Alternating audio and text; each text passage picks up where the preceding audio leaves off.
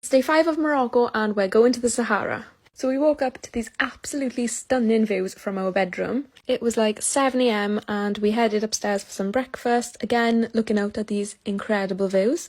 And we drove for a bit and stopped in this town called Tinghir. Sorry, I'm probably butchering all these names. And anyway, they took us on a guided tour and we stopped in a carpet shop. And oh, look, Owen, you know you have a real one when he takes videos for TikTok without you even asking. I'm also gutted, I really wanted to buy a carpet, but I didn't have any space in my bag. Then we went to take a walk around these gardens, but a couple of people in our group started to feel really unwell. I think because of the heat, it was literally so warm. So we decided to turn back and we got back on the bus and then headed for some lunch. And this was our lunch spot for today. How nice is it? And once again, I forgot to film my food. We had chicken tagine. I swear when food gets put in front of me, everything else goes out the window. We went to visit this canyon and people bring their goats and sheep to drink from the water there, so there were loads of animals. Then we saw a load of wild camels at the side of the road.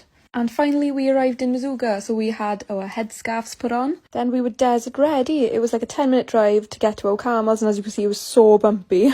Then we got to our camels, and I'm not gonna lie, I felt guilty the whole time we were riding them. Just for ethical reasons, it made me uncomfortable, and I went along with it because it was a part of the tour and I was too nervous to say anything. So yeah, I'm never going to be doing this again, and honestly, it was so uncomfortable, it was borderline painful. And it's typical that the weather's been amazing all week, and then the day we go into the desert, it's super windy. We were meant to see a sunset, but obviously that didn't happen, but nevertheless, the desert was amazing. I've never been anywhere like this. Here's my tragic attempt at me sandboarding. It's actually so bad that I got a pity clap at the end, like how embarrassing. Then after an hour or so in the dunes, we moved on to reach our camp for the night. We decided to pay to upgrade to the luxury camp option, and I don't know what I was expecting, but this doesn't scream luxury to me, but you know, it'll do. At least we had a shower and a private toilet, so I'm happy, and the bed was really comfy to be fair. Then we went to the main tent to get some food. Again, guys, forgot to film my chicken tagine, but it was nice, and we had this amazing dessert. It was like angel delight if you've ever tried that. Then we listened to some Berber music, and we were meant to sit outside around the fire, which would have been such a nice vibe, but we couldn't because of the wind. So I was a bit gutted about that, but oh well.